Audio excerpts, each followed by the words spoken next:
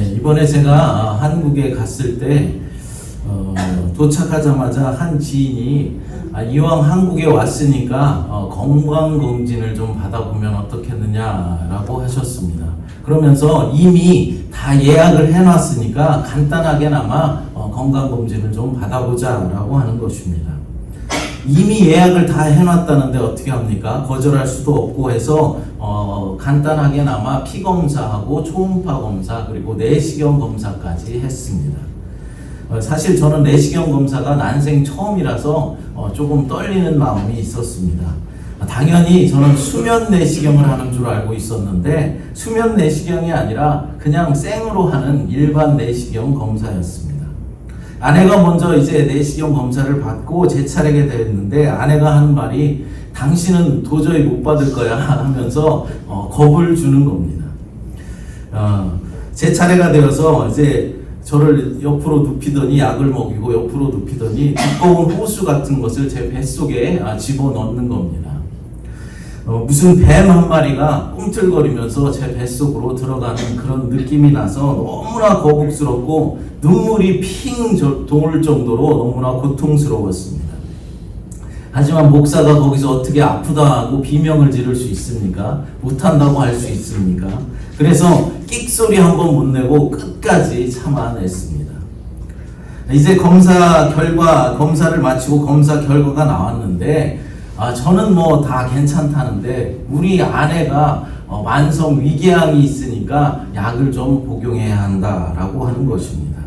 사실 평소에 제가 배가 별로 좋지 않고 소화도 잘 안 되고 체하기도 하고 이랬었는데 제 배에 문제가 있을 것이다 라고 생각을 했는데 저는 괜찮은데 우리 아내는 평소에 밥도 잘 먹고 소화도 잘 시켰었는데 오히려 아내가 문제가 있다라고 하는 것이죠. 우리 아내는 겉으로 보는 것과는 달리 약한 곳이 참 많은 것 같고 저는 생각보다는 그래도 건강한 것 같습니다. 그런데 요즘 제게도 한 곳 불편한 곳이 생겨났습니다. 그게 무엇이냐면은 노안으로 인해서 이제 잘 보이지 않게 되었다라는 것이죠. 죄송합니다. 다들 연세들이 많으신데 노안이라고 해서. 그래서 설교 준비를 하려고 이제 책을 보면은 한 번에 이 글씨가 딱 들어와야 되는데 그렇지가 않고 흐릿하게 보이면서 글자가 이제 두세 개로 막 이렇게 보이다가 조금 시간이 지나면은 그때서야 이제 글자가 들어오기 시작합니다.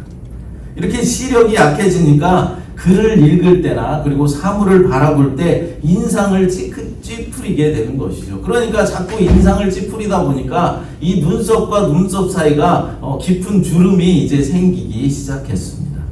또한 사람들이 저를 볼 때 어디 아프냐, 어디 안 좋은 일이 있느냐라고 묻는 사람이 있습니다. 왜냐하면 자꾸 인상을 찌푸리고 있기 때문에 그렇습니다. 제가 젊을 때는 그래도 눈 하나만큼은 좋다라고 자부를 했었는데 이제 눈까지 나빠지니까 여러 가지 불편한 점들이 많이 있더라라는 것이죠. 그런데 오늘 본문에 보니까 저처럼 이렇게 시력이 나빠져서 이제 잘 보지 못하는 그런 사람이 등장하고 있습니다. 누구입니까? 성경 말씀 읽었죠? 엘리 제사장입니다. 오늘 본문 말씀 다시 한번 읽어보도록 하겠습니다. 2절입니다. 엘리의 눈이 점점 어두워가서 잘 보지 못하는 그때 그가 자기 처소에 누웠고 아멘. 엘리의 눈이 점점 더 어두워져 가서 보지 못하였다라고 말씀하고 있는 것이죠. 그럼 엘리 제사장은 어떤 인물이었습니까? 엘리 제사장은 이 엘리는 제사장 가문 중에서 유력한 비느하스 가문 출신의 제사장이 아니라 별 볼 일 없는 이다말 가문 출신의 제사장이었다라는 것이죠. 그럼에도 불구하고 그가 이 혼란한 사사시대 말기에 대제사장직과 그리고 사사직을 겸하여서 섬기고 있었는데 이것으로 볼 때 그는 아주 유명한 사람이었고 또 능력이 뛰어난 사람이었다라는 것을 알 수 있습니다. 그리고 정치적 수완도 뛰어났기에 이렇게 대제사장직과 사사직을 겸할 수 있었다라는 것이죠. 하지만 이제 엘리는 100세를 눈앞에 둔 그런 나이가 되었기 때문에 그의 눈이 점점 더 어두워져 가는 것은 당연한 일이었을 것입니다. 그러나 어두워져 가는 것은 육체적인 눈뿐만이 아니었습니다. 육체의 노쇠에 비례하여서 이미 영적으로도 점점 더 무감각해지기 시작했습니다. 이렇게 엘리 제사장은 점점 더 쇠퇴하게 되었고 아이 사무엘은 점점 더 상승하고 있었습니다. 본문 1절 말씀을 읽어보겠습니다. 아이 사무엘이 엘리 앞에서 여호와를 섬길 때에는 여호와의 말씀이 희귀하여 이상이 흔히 보이지 않았더라. 아멘. 하나님께서 사무엘을 선지자로 부를 때 그는 아이였다라고 말씀하고 있습니다. 여기서 아이라는 의미는 유아의 나이로부터 이제 청년의 나이까지를 다 아우르는 그런 나이지만 주로 소년기를 말하는 것입니다. 그래서 이때 사무엘의 나이를 12세 정도로 보고 있습니다. 다른 대부분의 선지자들은 하나님께 부름을 받을 때 성인이 되었을 때 부름을 받았지만 이 사무엘만큼은 어린 나이에 하나님의 소명을 받았다라는 것이죠. 사무엘은 이때 엘리 제사장에 의해서 신앙 훈련을 받았고 양육을 받고 있었습니다. 그런데 당시에는 여호와의 말씀이 매우 희귀하였다라고 말씀하고 있습니다. 말씀이 희귀하니까 하나님의 이상도 없었습니다. 여러분, 말씀과 이상은 하나님께서 선지자들을 통하여서 백성들에게 자신의 뜻을 전달하는데 가장 기본적인 수단이었습니다. 여호와의 말씀이라는 것은 구약의 선지자들에게 주신 하나님의 일반적인 신적 계시를 말하는 것인데 하나님의 말씀을 받은 이 선지자들은 그 말씀을 가지고 백성들에게 그 말씀을 전달하였습니다. 오늘날의 여호와의 말씀은 그럼 무엇이겠습니까? 이미 주어진 성경 66권을 말하는 것이죠. 오늘날에는 구약시대처럼 목사들에게 어떤 계시의 말씀이 주어지진 않지만은 이미 주어져 있는 성경 66권의 말씀을 통하여서 성도들에게 하나님의 말씀을 전달하고 있는 것입니다. 그럼 이상은 무엇입니까? 이상은 우리가 환상이라고도 번역을 합니다.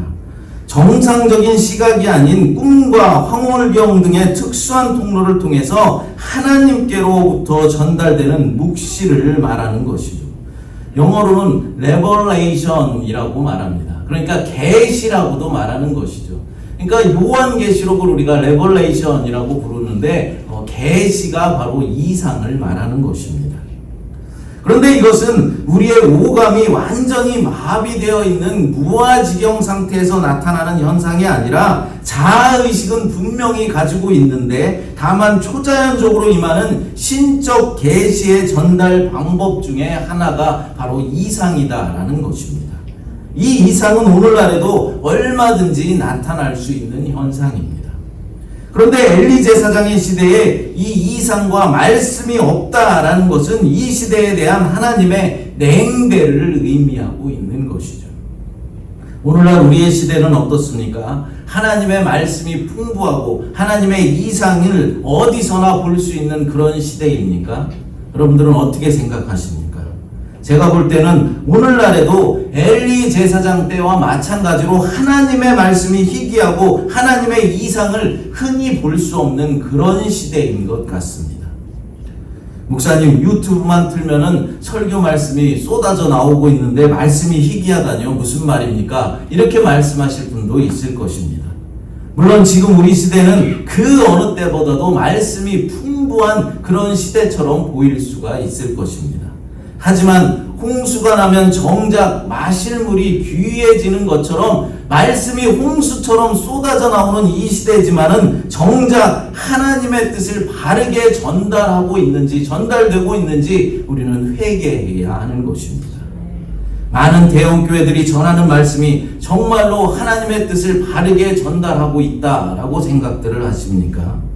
만약 바른 말씀이 전달되었다면 물리적인 숫자가 그렇게까지 증가하지는 않았을 것입니다.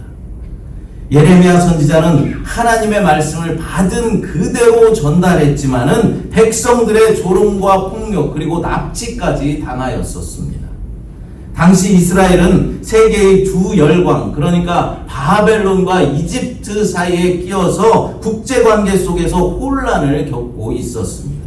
이때 이스라엘 내부에서도 분열이 생겼는데 대부분의 사람들은 뭐라고 말했냐면 이집트와 우리가 연합을 해서 이집트와 함께해서 저 바벨론을 막아내야 한다라고들 말했습니다. 하지만 예레미야 선지자만큼은 바벨론을 섬기는 것이 하나님의 뜻이다라고 말하였습니다. 예레미야 27장 9절부터 11절 말씀 천천히 읽어보겠습니다.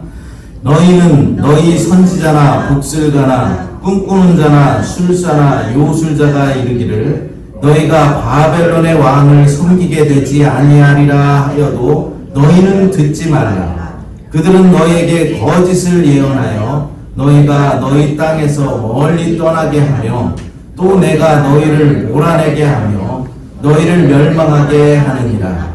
그러나 그 목으로 바벨론의 왕의 멍에를 메고 그를 섬기는 나라는 내가 그들을 그 땅에 머물러 밭을 갈며 거기서 살게 하리라 하셨다 하라. 여호와의 말씀이니라 하시니라. 아멘. 예레미야는 지금 뭐라고 말하고 있습니까? 바벨론의 왕을 섬겨야 한다라고 말하고 있는 것이죠.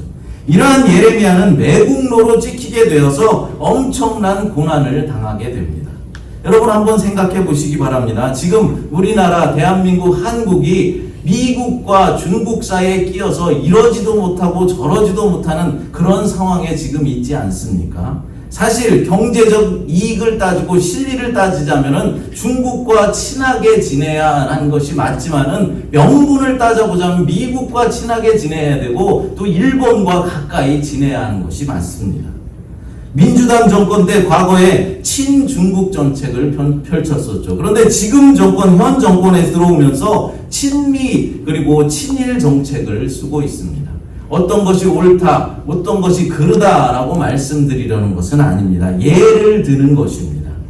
만약 현 정권에서 다들 친미를 외치고 다 일본과 가까이 지내야 한다라고들 말하는데 나 혼자서만 그게 아니라 중국과 가까이 지내야 합니다. 우리는 북한과 더 친해져야 합니다. 라고 말한다면 지금 정부에서 환영받을 수가 있겠느냐라는 말입니다.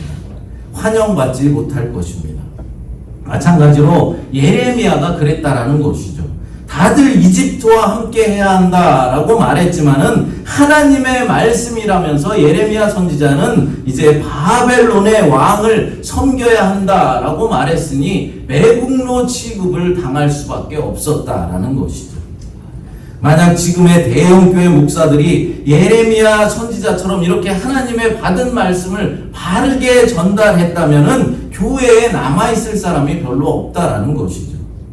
예수님도 그랬습니다. 처음에 예수님께서 빵과 물고기 등 양식을 나눠줄 때는 많은 사람들이 예수님의 말씀을 듣고자 예수님을 따라왔습니다. 요한복음 6장 16절 말씀 읽어보겠습니다. 그 사람들이 예수께서 행하신 이 표적을 보고 말하되 이는 참으로 세상에 오실 그 선지자라 하더라. 아멘. 예수님께서 베풀어 주신 오병이어의 기적을 체험한 많은 사람들은 모세와 같은 선지자가 나타났다라고 말하면서 예수님을 찬양하고 예수님을 따랐습니다. 하지만 예수님께서 그들을 향해서 나를 믿으려고 정말로 나를 섬기고 나를 믿으려고 따라오는 자들이 아니라 떡을 얻어먹으려고 빵을 얻으려고 나를 따르는 자들이다 라고 말씀하시자 그들은 이제 다 떠나가고 12제자만 남게 되었습니다. 요한복음 6장 26절 27절입니다. 같이 읽겠습니다. 예수께서 대답하여 이르시되 내가 진실로 진실로 너희에게 이르노니 너희가 나를 찾는 것은 표적을 본 까닭이 아니요 떡을 먹고 배부른 까닭이로다. 썩을 양식을 위하여 일하지 말고 영생하도록 있는 양식을 위하여 하라. 이 양식은 인자가 너희에게 주리니 인자는 아버지 하나님께서 인치신 자니라. 아멘. 썩어질 양식을 위해서 일하지 말고 영생하도록 있는 양식, 그러니까 예수 그리스도를 위해서 일하라라고 말씀하고 있는 것입니다. 그러자 사람들이 어떻게 합니까? 수군거리고 떠나기 시작했습니다. 요한복음 6장 66절입니다. 같이 읽겠습니다. 그때부터 그의 제자 중에서 많은 사람이 떠나가고 다시 그와 함께 다니지 아니하더라. 아멘. 많은 사람이 이제 예수를 떠나갔다라고 말씀합니다. 현대의 많은 교회들이 사람들의 비율을 맞추면서 떡을 제공해주고 있는 것이 사실입니다. 사람들이 교회에 오면 편리하게 예배를 드릴 수 있도록 극장식 의자를 이제 배치해 놓고 얼마든지 편하게 쉴 수 있는 카페도 마련해 놓고 또 휴식 공간과 각종 편의시설을 제공하면서 사람들을 유치하고 있다라는 것이죠. 물론 그런 것들이 완전히 다 나쁘다라고 말씀드리려는 것은 아닙니다. 그런 것보다도 더 우선시되고 더 중요하게 생각해야 하는 것이 있다라는 것이죠. 하나님의 진리의 말씀을 바르게 전달해야 하고 우리의 구원이 빵에 있는 것이 아니라, 그러니까 물질적인 것에 있는 것이 아니라 눈에 보이고 겉으로 보여지는 것에 있는 것이 아니라 예수 그리스도 안에 있다라는 사실을 바르게 가르쳐 주어야 한다라는 것입니다. 오늘날 예수 믿으면 무조건 축복받는다라는 기복신앙이 팽배해져 있습니다. 그래서 성도들도 전도할 때 어떻게 전도합니까? 예수 믿으면 복 받습니다. 예수 믿으면 모든 일들이 다 잘 됩니다. 예수 믿으면 모든 병이 다 고침받습니다. 이렇게 전도하지 않습니까? 또 우리 교회 나오면 모든 것이 다 편리하게 잘 갖춰져 있어서 너무나 좋습니다. 이런 식으로 전도하지 않습니까? 만약 전도를 하면서 우리 교회는 날마다 성경 공부를 해야 합니다. 우리 교회 나오면 우리 교회 목사님은 설교 말씀 가운데 예화는 단 한 줄도 없고 성경 말씀만 전합니다 라고 한다면 과연 우리 교회로 기쁜 마음을 가지고 나올 사람이 몇 분이나 있겠습니까? 그러니까 오늘날 교회에 나오는 사람들 가운데 영의 양식을 먹으려고 나오는 자들이 아니라 육의 양식을 먹으려고, 빵을 먹으려고 나오는 사람들이 많다라는 것이죠. 뭔가 교회에서 세상적인 유익을 좀 얻어보고자 라고 교회에 나온다는 것입니다. 이것은 무슨 말입니까? 오늘날 교회들은 사람들에게 영의 양식을 주기 위해서 애쓰기보다는 육의 양식을 채워주고 있다라는 사실입니다. 이것은 많은 곳에서 말씀이 홍수와 같이 쏟아지고 있지만은 사실은 그 말씀이 진짜 말씀이 아니라 진짜 말씀은 희귀해졌다라는 것이죠. 이상을 보는 것도 마찬가지입니다. 이상을 본다는 것은 물론 하나님의 역사가 있어야 하는 것이죠. 하지만 우리 자신들도 정결해야만 하는 것입니다. 영적으로 추악하고 더럽혀진 사람에게는 이상이 나타날 수가 없는 것입니다. 하나님은 죄를 미워하시기 때문에 우리 속에 죄로 가득 채워져 있다면은 하나님의 역사가 일어날 수가 없는 것이죠. 엘리 제사장 당시 이스라엘도 이랬습니다. 이스라엘은 이미 죄의 악순환의 소용돌이에 휩싸여 있었습니다. 제사장들이 하나님 앞에서 범죄를 하면서도 개혁을 단행하지 않았습니다. 그러니 하나님은 이스라엘에게 냉대하셨고, 하나님이 냉대하시니 이스라엘 사회는 더욱더 깊은 죄 가운데 빠져들어가 혼란스러워졌으며, 이런 사회를 하나님은 더 냉대하셨습니다. 마치 지금의 우리 사회를 보는 것과 같습니다. 본문 2절 말씀을 다시 한번 읽어보겠습니다.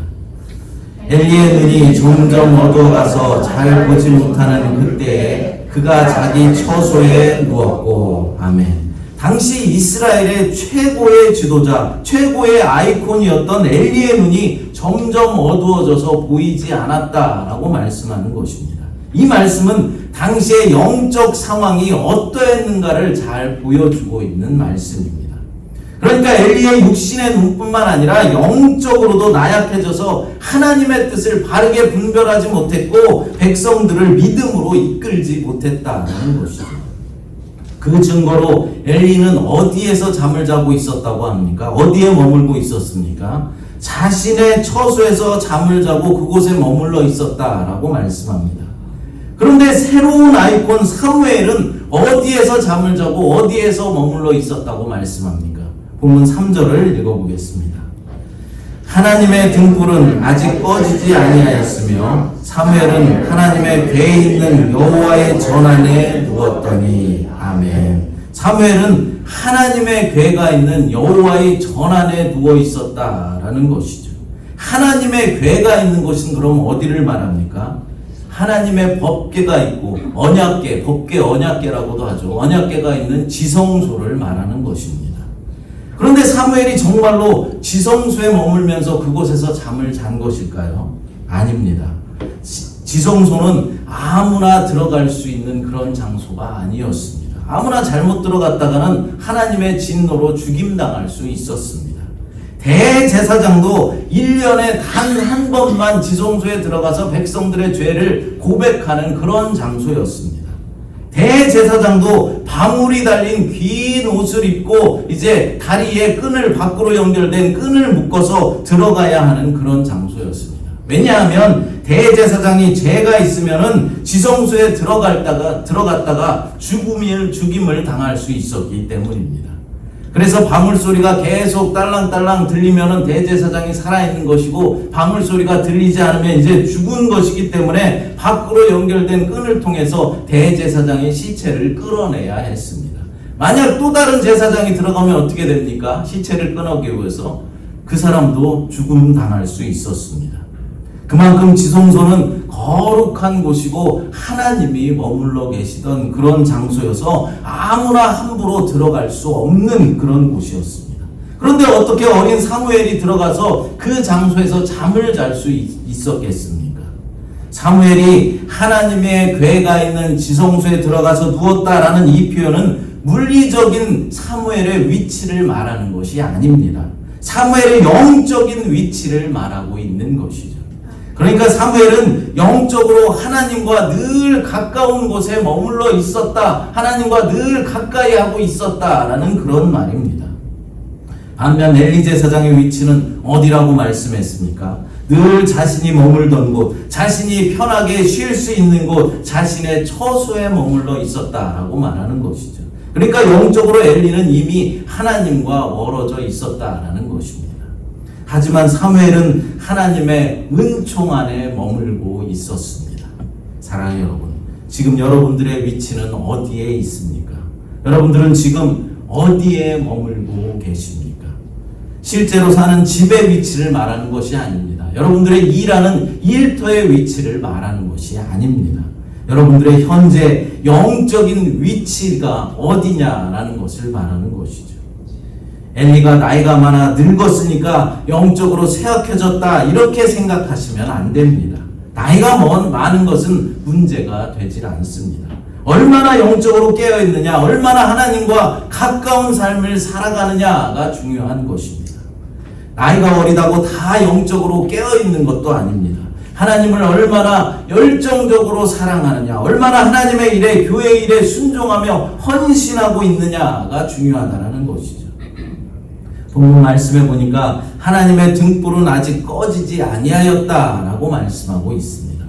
일부 학자들은 하나님의 등불을 제사장이 이제 초저녁에 불을 붙여서 새벽녘이 되면 저절로 꺼지게 놔뒀던 금촛대와는 구별된 다른 것이다 라고 말하는 그런 학자도 있습니다. 하지만 이 등불이 성소에서 타고 있었다라고 말씀하고 있지 않습니까? 그것을 감안할 때 성소에 있었던 금촛대가 분명합니다. 그런데 이 등불이 꺼지지 않고 아직 타고 있었다라는 것이죠.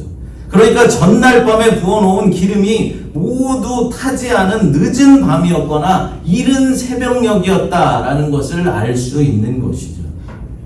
앞을 못 보는 이스라엘의 종교 아이콘 엘리와 어둠을 물리치는 하나님의 등불처럼 빛나는 사무엘을 극명하게 대조시켜 놓고 있는 것입니다.